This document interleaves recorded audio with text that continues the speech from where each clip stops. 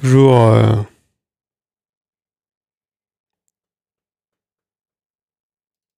Tiens, on va écouter la découverte de la semaine. Merde. Mais. Ah, c'est bon. Bonjour. Alors, j'arrive, je dois juste régler un truc en même temps. Normalement, j'ai 3 clics à faire, mais je sais pas pourquoi ça marche pas, évidemment, ça marche jamais. Alors ça, suivant. Ça, suivant.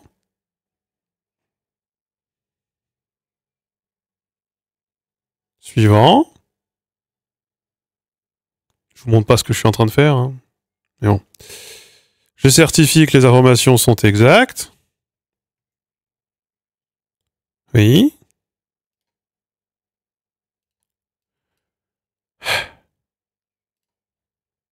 Oui. Suivant. Les Américains avec leurs papiers. Dépendre des plateformes américaines, ça veut aussi dire devoir rentrer tout un tas d'informations qui n'existent pas en France. Voilà. Par exemple, devoir à tout prix rentrer le nom de ton État. Je n'ai pas d'État. Je ne vis dans aucun État.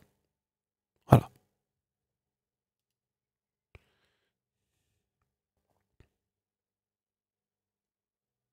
Ajouter les informations fiscales. Et là, ça marche plus. Et là, ça marche pas. Pourquoi ça marche pas?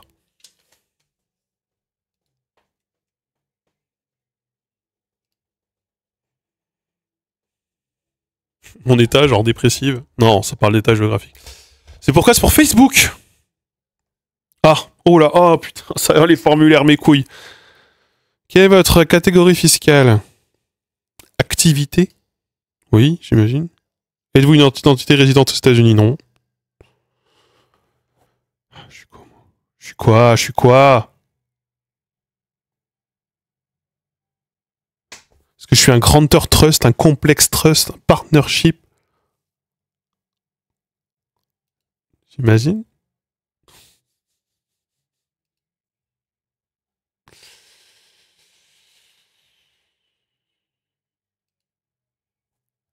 Je comprends rien. Je comprends pas. Je comprends pas ce qu'on me demande. Non.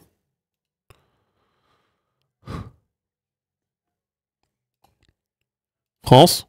Ça, c'est mon pays. Nom de l'entité. Ça, c'est le nom de mon entreprise, j'imagine. J'ai un numéro, blablabla. J'ai un TIN étranger. Parce que vous vous appelez un numéro de sirène. Oui. Ok, c'est bon. Ok. 0% des revenus seront réalisés aux États-Unis. Oui. Obtenez de l'aide pour continuer. Vous devez fournir le formulaire W8IMY.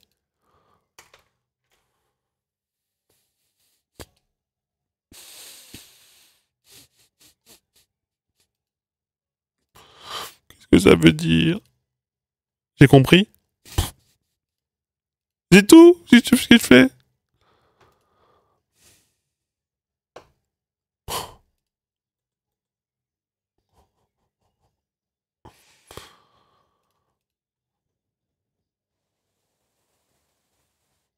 Ainsi qu'une déclaration de retenue à la... Bon, je ferai ça plus tard. Tant pis, en attendant, on va pas gagner d'argent, en attendant, on va en perdre. Hein. Voilà, puisque tant que je ne fais pas ça, ça me laisse le message vous avez renoncé à vos revenus car vous n'avez pas ajouté de compte de règlement. Si j'ajoute un compte de règlement, ça me demande 15 000 papiers.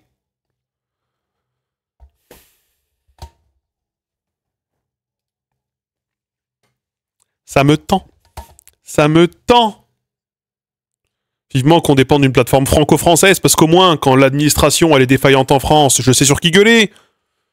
Voilà, je sais qui appeler et qui harceler au téléphone. Quand c'est la même chose, mais aux États-Unis, putain de merde, hein.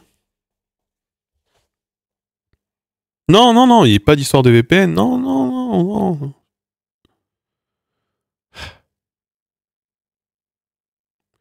Ma déclaration de revenus, putain, faut que je fasse ça aussi. J'y comprends rien parce qu'en plus ça te dit pas où est-ce qu'il faut déposer. Enfin,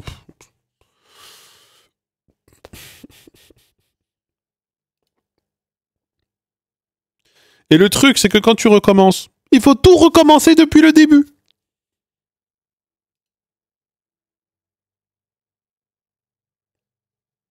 Vraiment. Faut tout recommencer depuis le tout début.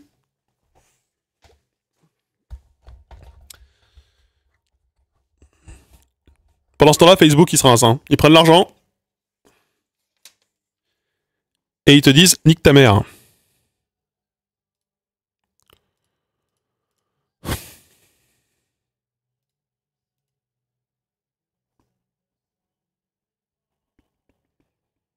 Ça, le pape François, il a plus ce genre de problème aujourd'hui. Hein.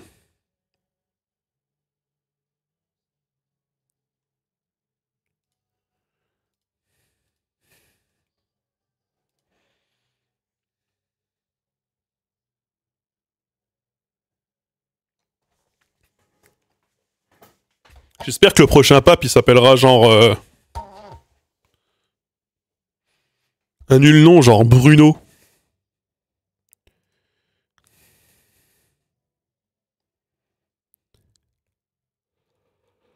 Ça se mange pas les limaces. Alors, j'ai vu un fait divers d'un mec qui a bouffé une limace et qui a dû se faire amputer.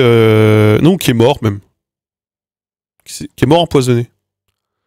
Il y a des limaces qui sont vraiment vénères en termes de. En termes de. Ça pue la merde.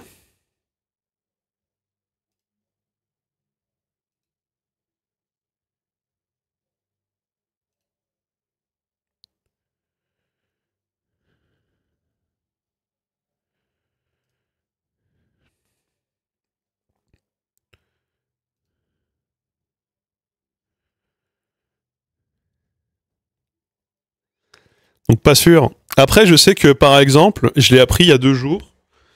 L'une des raisons pour lesquelles il faut faire baver les escargots et ne pas les nourrir pendant un moment et les faire baver, je sais, c'est horrible. C'est parce que les escargots consomment de la belladone, notamment. Ils mangent de la belladone, qui est une plante, une solanacée, qui a la fâcheuse tendance d'être un poison absolument terrible et mortel en France. Ouais, et pour les êtres humains. Pas qu'en France, d'ailleurs. Et, euh, et donc, le risque de mourir d'une intoxication est assez importante.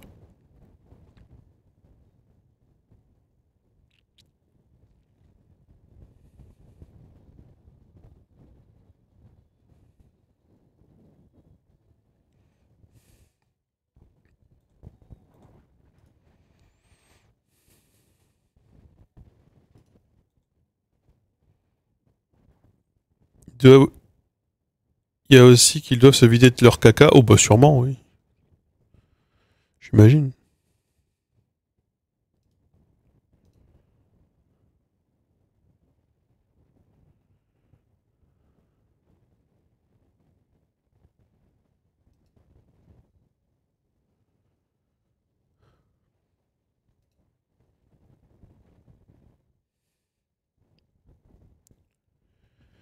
La belladone, c'est une plante en danger d'extinction. Ah ouais.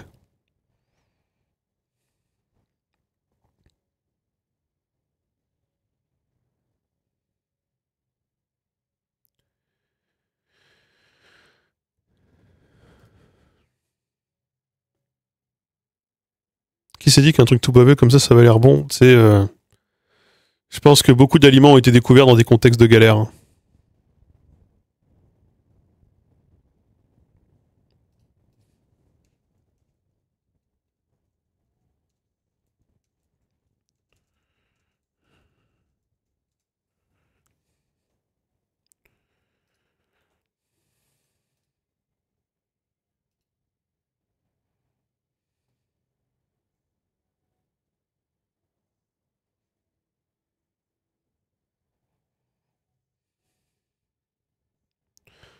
Après, les escargots, ça a surtout le goût de ce que tu mets dedans. Hein.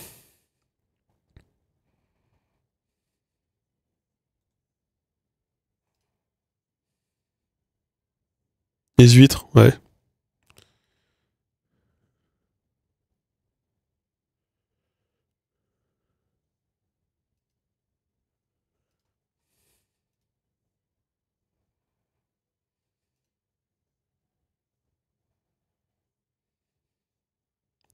Premier type qui a goûté le fromage, mais déjà il a fallu le fabriquer le fromage. Faut mettre de la présure, donc faut faire cailler le lait. Pour ça, il faut du vomi de veau. Faut de la présure, quoi. C'est du lait à la base qui a été dégobillé par des veaux, quand même.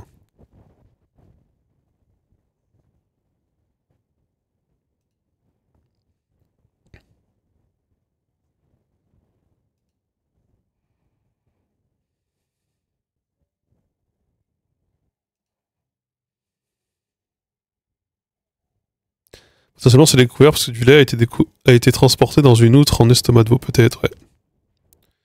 Incroyable, hein.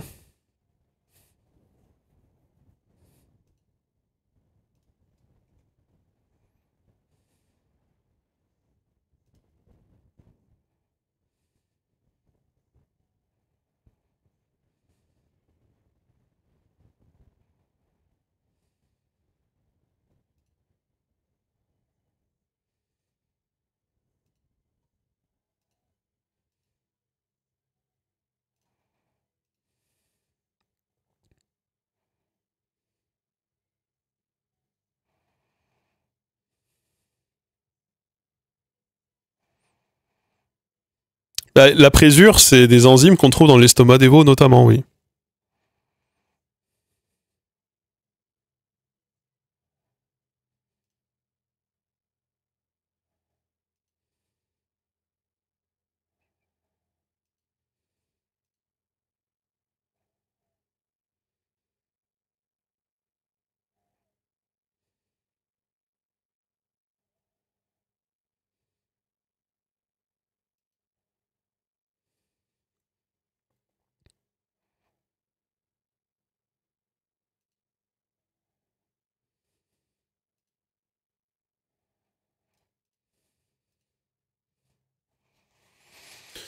Il y a des champignons, il y a des bactéries, il y a des enzymes, il y a de tout.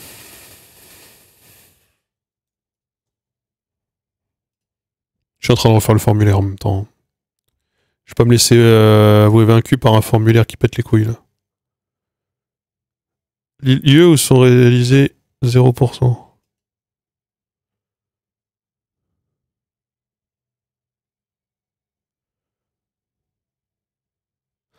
Faut l'envoyer par la poste. Aux États-Unis, le formulaire. Quoi?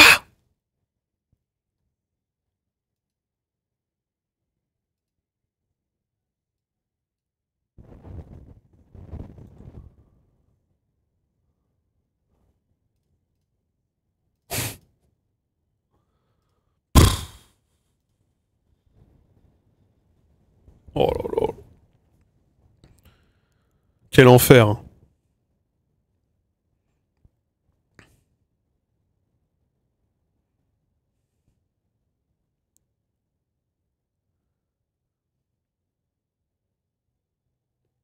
C'est pour faire quoi le formulaire? C'est pour remonétiser la page Facebook.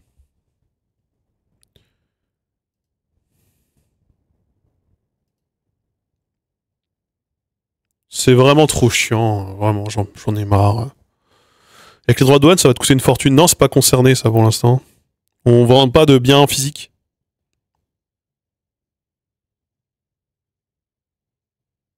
Je pense que c'est fait pour t'en dissuader. Hein.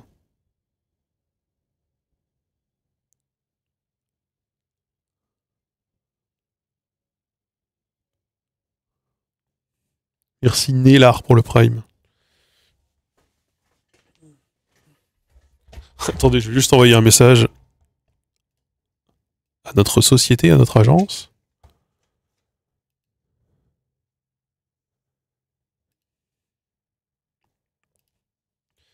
J'ai essayé de faire le formulaire pour remonétiser la page Facebook.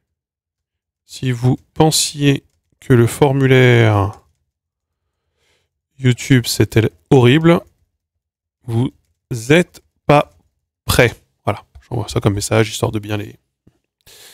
Merci Valouken, Valouquin pour le sub. Merci.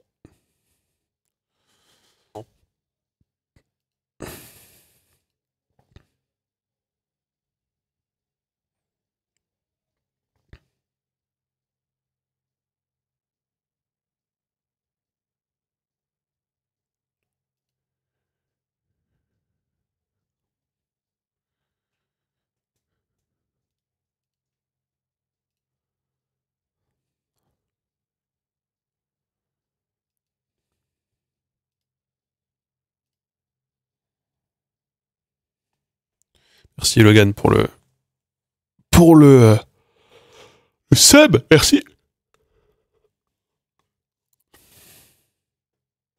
Après, attendez, juste.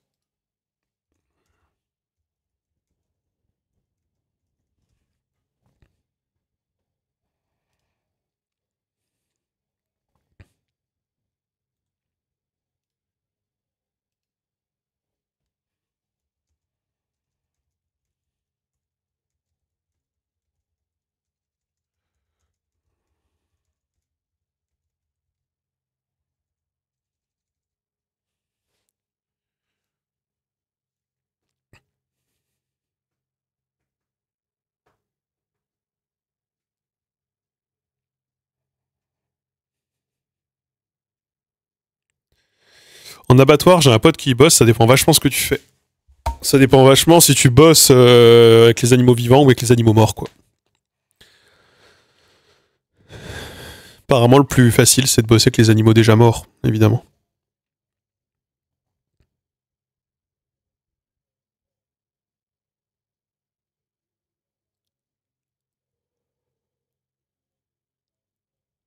J'ai un pote qui bosse là-dedans à Fougères. Il doit porter des cochons. Des demi-cochons. Après, c'est un travail qui est rémunéré correctement, mais après, ce qu'il disait, c'est que au bout de 20 ans, là-dedans, tu deviens un zombie, quoi.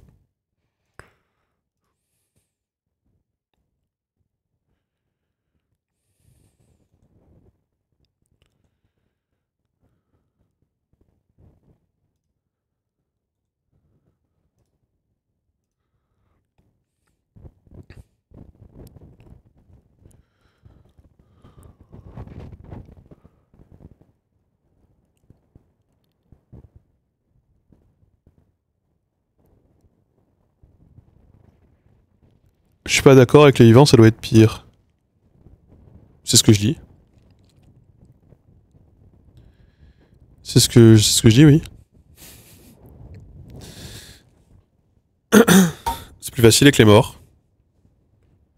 À moins que je me sois trompé. Peut-être que je me suis mal exprimé. Oui, ça a l'air d'être le thème de Elder Scroll.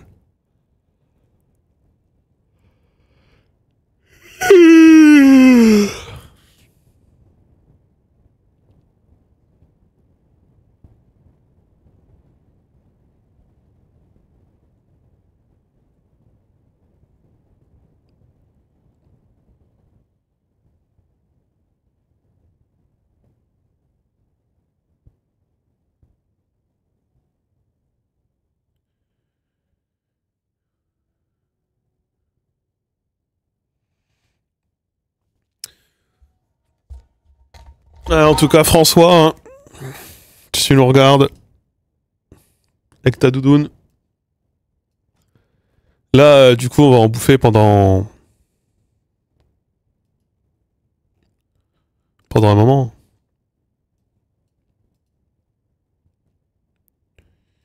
Et après, ça va être fumée blanche. Et après, ça va être fumée noire. Et après, ça va être, je sais pas. Et après, ça va être truc.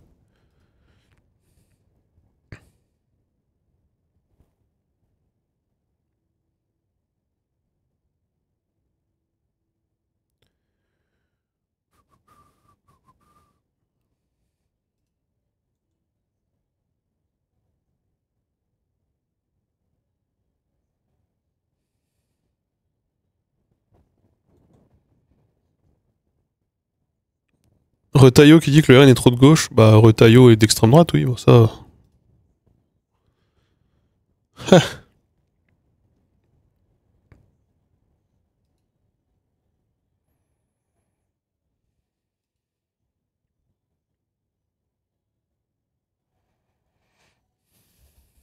Moi, je veux pas écouter ça. En fait, je veux.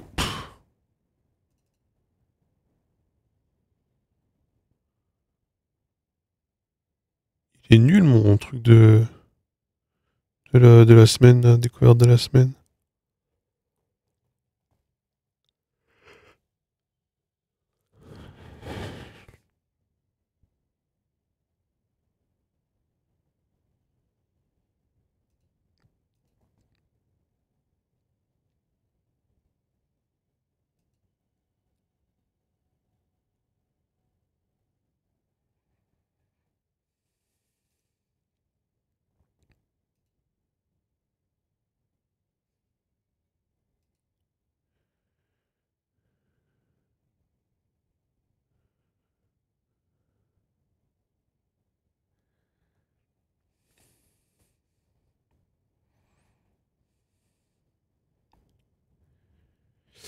La vraie gauche vient de prendre sa retraite politique pour ouvrir une librairie. Ah oui, j'ai vu ça.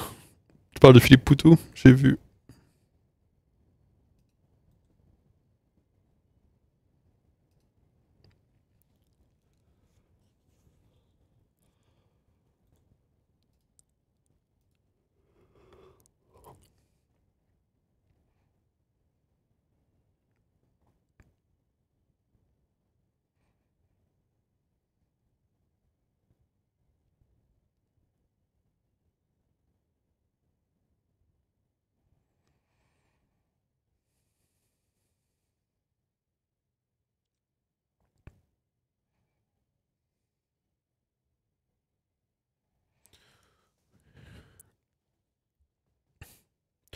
Poutou, il peut pas gagner, il a juste un nom trop rigolo pour être pris au sérieux.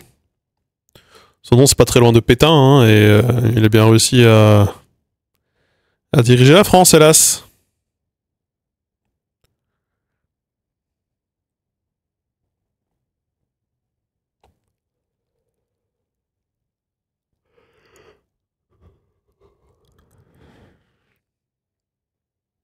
Pétain n'a pas été élu. Mais alors, il a parlé de gagner, il a pas parlé de se faire élire.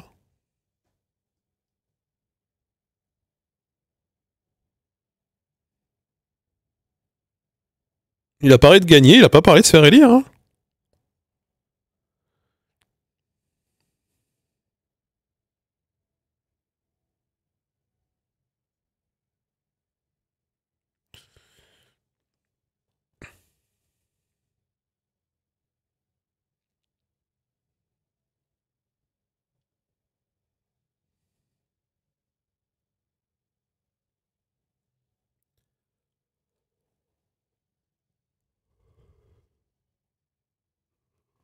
Il y en a plein qui ont eu des noms rigolos. Hein. Et qui ont quand même été des personnalités politiques de premier plan. François Hollande.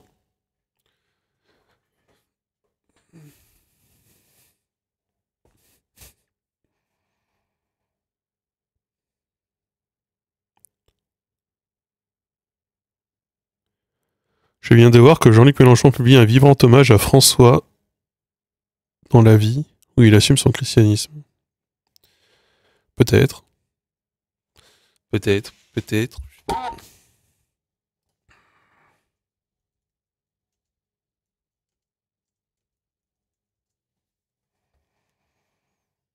Ah oui, effectivement.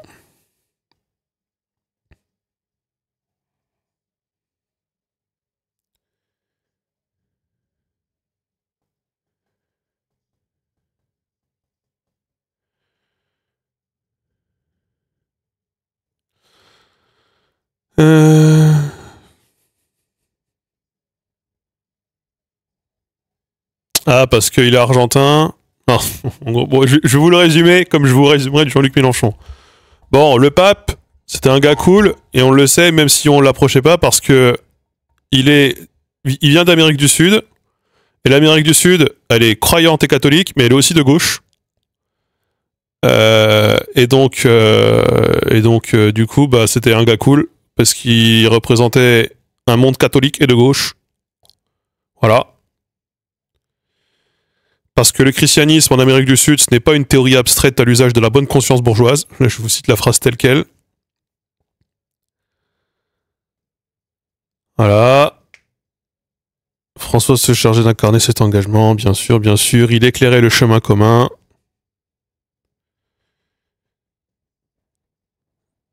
Il parle de certains encycliques et je m'en bats les couilles.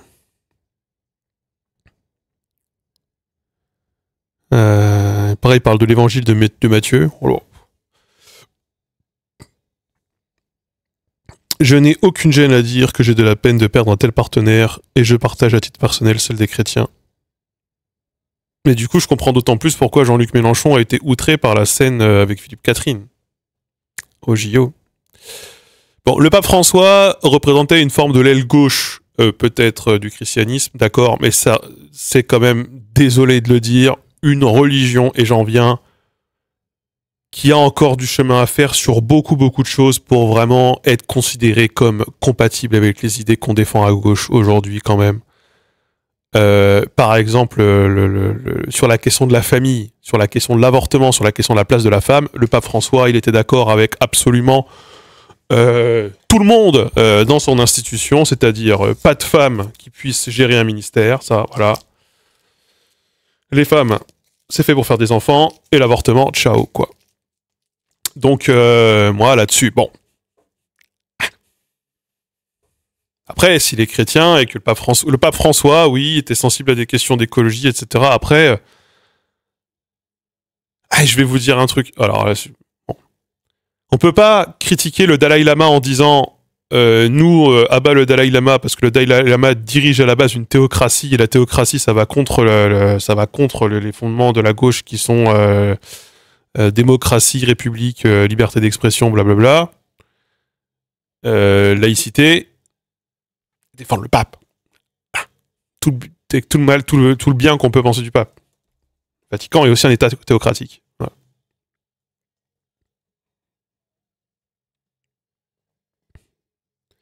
C'est dans la vie, lavie.fr, je vous mets l'article ici, voilà. Bon, Jean-Luc Mélenchon, oui, Jean-Luc Mélenchon est probablement peiné, lui, de perdre un pape qu'il aime beaucoup, et un pape qui était populaire.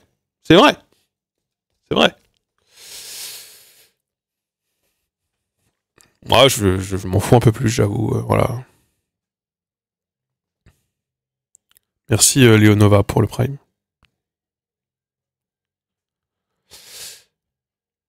Oui, il avait effectivement dit, il avait vu une petite ouverture vers les homosexuels en disant que si jamais les homosexuels étaient sur le chemin de la recherche de Dieu, qui était-il pour les juger sur leur homosexualité? Certes.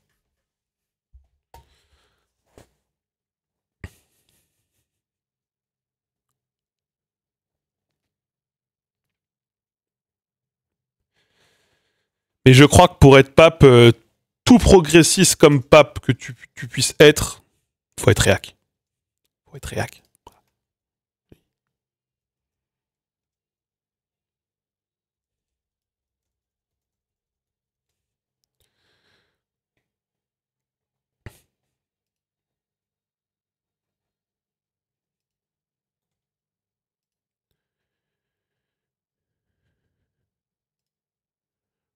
Il était meilleur que les précédents. Ah oui, non, mais ça, c'est comme se féliciter qu'on est Retailleau et pas Le Pen, quoi. Désolé, bon. Toute comparaison. Euh, bon. Le prochain sera beaucoup plus réac. Oui, c'est pas dit. C'est pas dit. On sait pas, en fait. On sait rien. Hein. C'est obscur. On va attendre que ça fasse de la fumée, voilà.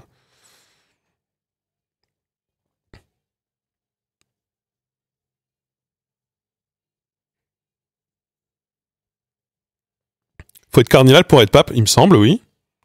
Ou archevêque, j'imagine.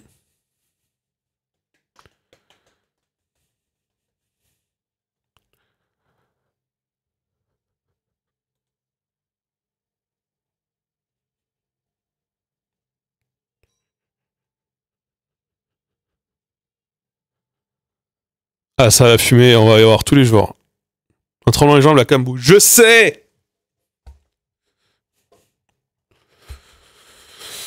Enfin bon, peu importe, écoutez, bon, je m'en fous, hein. Enfin, je m'en fous.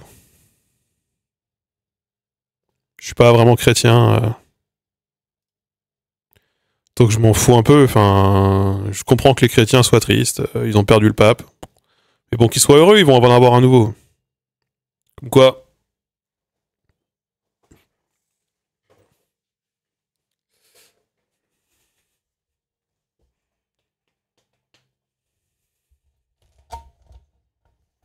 tout catholique peut être pape. Ah bah voilà.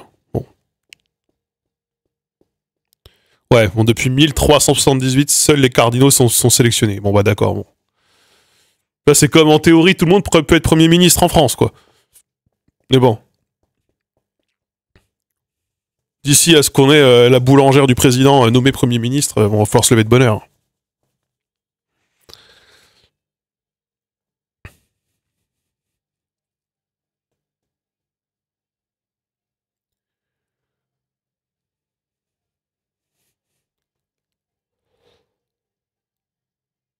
quoi cette musique là? On va changer.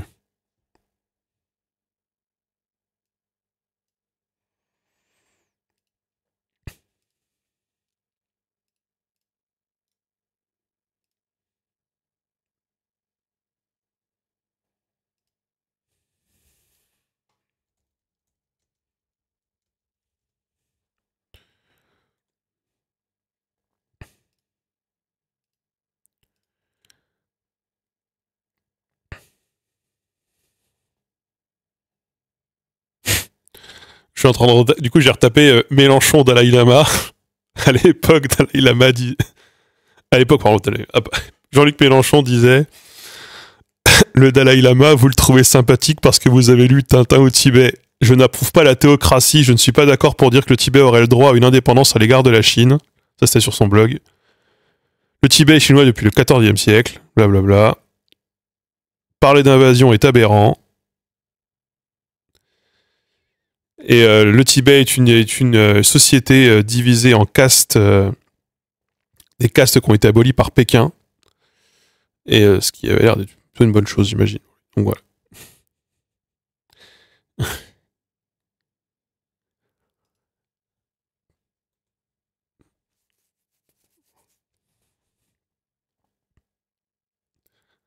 Après, ça date un peu, mais bon, je pense que la question de la théocratie, bon. C'est vrai que moi, j'aime pas trop les théocraties. C'est vrai que j'aime pas les théocraties.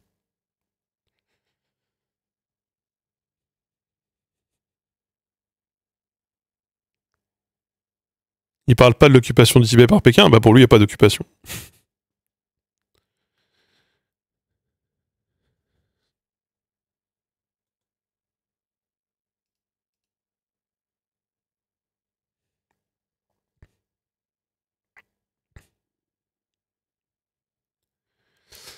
Apparemment, d'ailleurs, en 2022, l'ambassadeur de France de la Chine, l'ambassadeur en France de la Chine, Lu Shai, a salué le soutien constant du leader insoumis, notamment lorsqu'il s'agit de critiquer, enfin défendre la Chine face à Taïwan.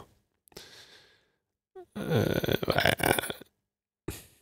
Parce que Mélenchon a rappelé il n'y a pas très longtemps que l'île n'était pas reconnue par l'ONU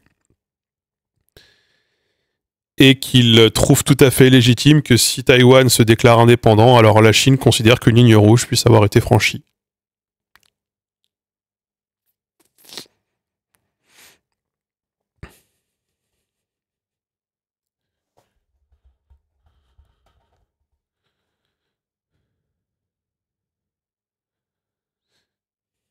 Ouais, sur la Chine, c'est compliqué. Mais c'est pareil au PCF. PCF, c'est compliqué.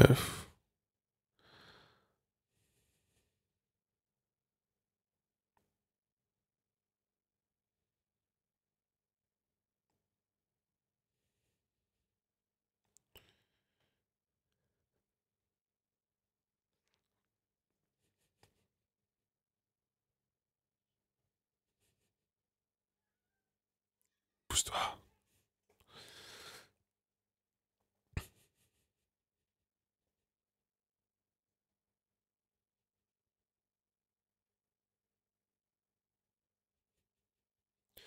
Ouais, bon, bref, peu importe. Bon, en tout cas, c'était juste pour mettre en opposition le bon Dalai Lama pas cool parce que les États théocratiques on est contre, mais le pape cool parce que bah on est quand même chrétien.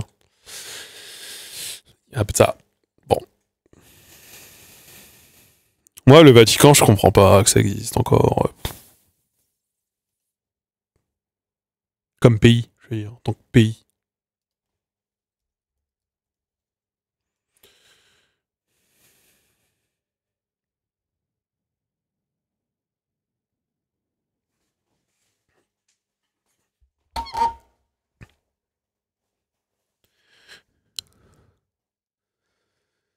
Ils ont des services publics, le Vatican? Bonne question. Politique étrangère.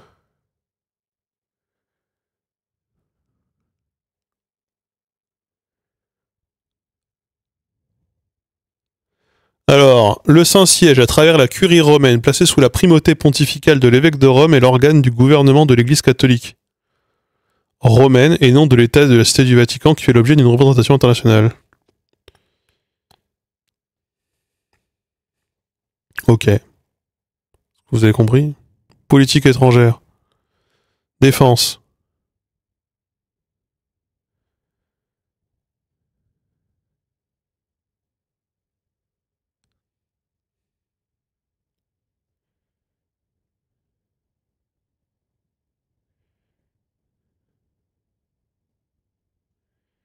Fameux garde suisse, ouais. Ça a l'air d'être compliqué comme ça fonctionne. Alors qu'on pourrait en faire un musée, hein.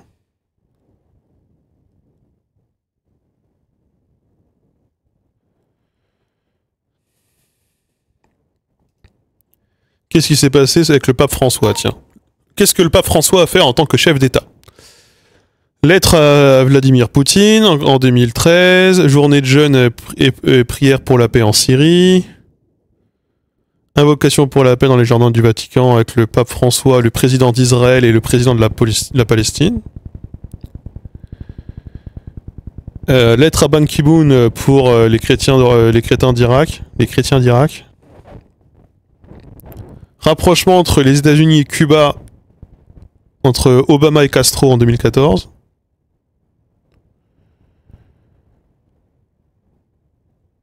Ils ont signé un accord avec la République centrafricaine en 2016, République du Congo en 2017, et avec la Birmanie. Voilà, ils ont créé une ambassade avec la Birmanie en 2017. Bon, ils n'ont pas l'air de faire grand chose. De toute façon, ils n'ont pas une très grosse industrie, hein, j'imagine. Mais il y a des institutions catholiques qui posent question. Hein, par exemple, l'Opus Dei. Voilà. L'Opus Dei, littéralement l'œuvre de Dieu en latin. L'Opus Dei, par exemple, moi j'avais des potes qui étaient italiens et qui me disaient que l'Opus Dei gérait, par exemple, ils étaient dans, comment dire, assez impliqués dans l'enseignement supérieur et par exemple ils pouvaient gérer des résidences universitaires. En fliquant quand même beaucoup les meufs sur quelle heure elles sortent, quelle heure elles rentrent, et qui elles rentrent, si est-ce qu'elles ont... Et du coup, elles sont pas rentrées avec machin, faut qu'elles soient accompagnées par ceci, etc. J'avais une pote qui s'était retrouvée là-dedans, et elle disait que c'était vraiment, vraiment trop chiant. C'est pas tout à fait le Vatican, l'Opus Dei, c'est un groupe à part, mais... Mais bon.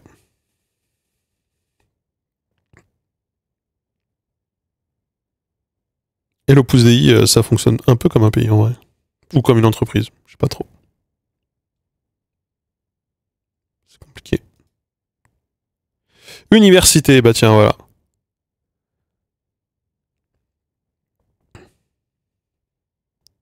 Université reliée ou dirigée par l'Opus Dei. On peut citer l'Université internationale de Catalogne, l'IESE Business School de Barcelone, l'Université pontificale de la Sainte Croix à Rome, voilà.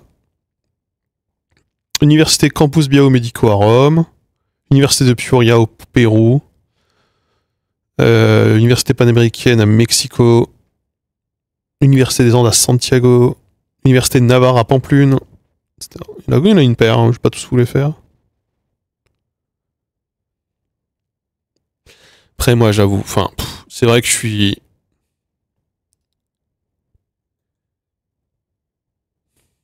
Vis-à-vis de la religion, j'ai une position complexe. De toute façon, moi, je sais pas trop même quelle position il faut avoir ou ne pas avoir. C'est un sujet, de toute façon, qui est très compliqué à gauche. Mais c'est vrai que...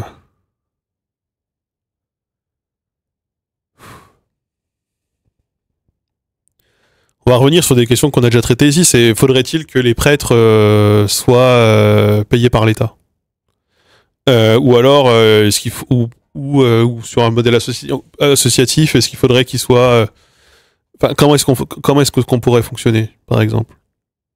Est-ce qu'on revient là-dessus? Est-ce qu'en même temps, on dit, nous les religions, on s'en bat les couilles, ils ont qu'à se gérer tout seuls et ils gèrent comme ils veulent, mais du coup, bah, la question du contrôle et la question de la surveillance, en vrai, hein, elle est plus difficile. En fait, ça, c'est un débat qui a été fait sur sur la formation des imams en France. Vous savez, là, il y a eu cette histoire de faut qu'on arrête de former des imams en France parce que blablabla. Et en fait, ne pas former d'imams en France, ça veut potentiellement dire accepter qu'ils soient formés dans d'autres pays et et que en fait, du coup, ils puissent avoir une forme d'entrisme ou une forme d'influence étrangère, en fait, via les organismes de formation étrangers, parce qu'en fait, tu délègues ça à l'étranger. Ils se forment bien quelque part, les imams, par exemple. C'est vrai que c'est pareil pour les prêtres, en vrai. Pour les prêtres, nous, après, ils sont relativement formés en France, mais bon. Mais donc, du coup, moi, je sais jamais trop comment me mettre, parce qu'en même temps, je suis quand même assez anticlérical. Moi, je veux bien le truc, chacun vit sa vie et pense ce qu'il veut et a le droit d'avoir puisse exercer son culte, d'accord, pas de problème. Mais en même temps, merci Conan pour le sub, mais en même temps, bah, du coup, qui finance les bâtiments de culte? Est-ce qu'on considère que c'est comme une salle des fêtes, c'est-à-dire ça bénéficie à une communauté localement et que du coup, ils puissent avoir une forme d'implication des finances publiques pour faire de nouvelles églises, de nouvelles mosquées, ou j'en sais rien, par exemple, j'en sais rien. Et en même temps, voilà, vous parlez des écoles, en même temps, les écoles confessionnelles, moi, effectivement, je pense qu'il faudrait interdire les écoles privées confessionnelles, oui. Je pense que la question se pose, d'autant plus avec tout ce qu'on entend sur Betaram. Donc c'est extrêmement compliqué, c'est un sujet qui est vraiment un peu casse-gueule, qui n'est pas très éclairci et qui n'est pas très... Il n'y a pas beaucoup de constance et il n'y a pas beaucoup de logique dans comment ça fonctionne actuellement en France.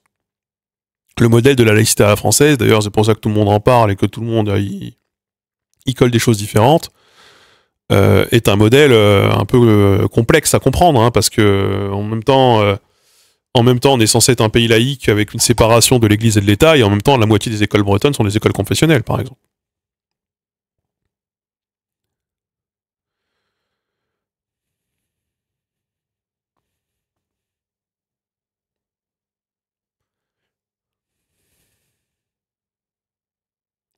Interdire les écoles privées, point.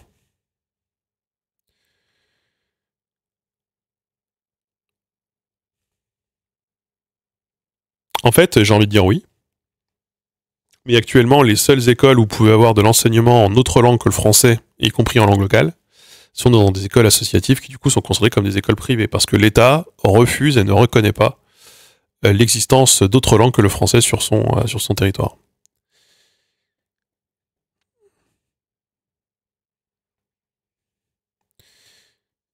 Et du coup, je suis partagé. Dans un monde idéal, les écoles privées, ça n'existe plus. Ça, c'est clair. Mais dans un monde idéal, t'as le droit à avoir une éducation dans la langue de ton territoire aussi.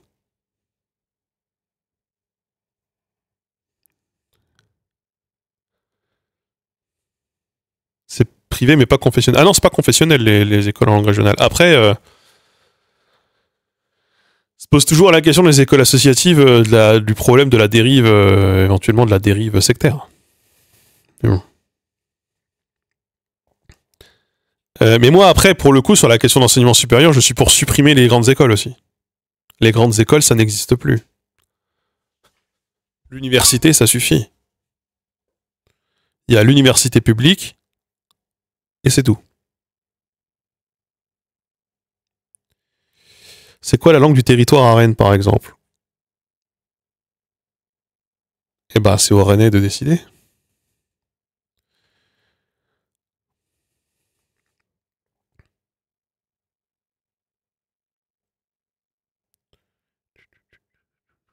C'est plutôt le gallo. Après, il y a aussi eu des bretonnants historiquement. Dans le cadre où on dit que Rennes est la capitale de la Bretagne, on pourrait avoir un gallo français breton. Voilà. Gardez les BTS. C'est pas les grandes écoles, les BTS. D'ailleurs, les BTS, ça se fait dans un lycée, si j'ai pas de bêtises, non? Public. Nous, les BTS, ils étaient faits au lycée public. Euh,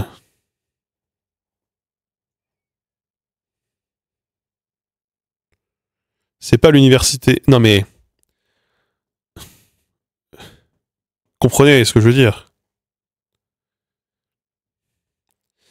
Je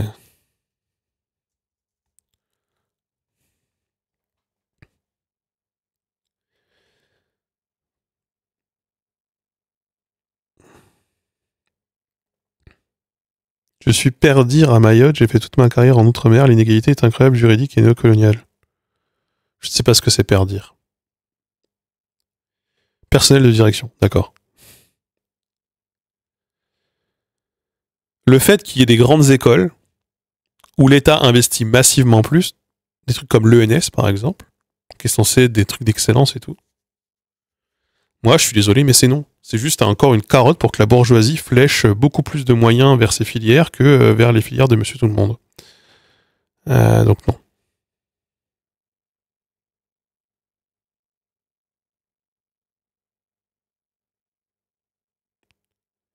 Le gallo, c'est plus un dialecte qu'une langue. Un dialecte, c'est une langue.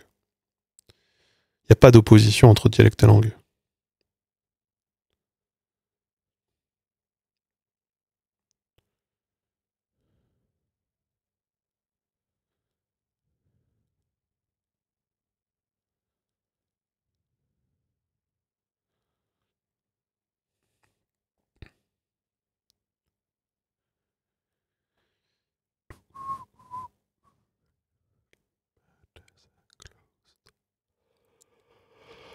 Ouais.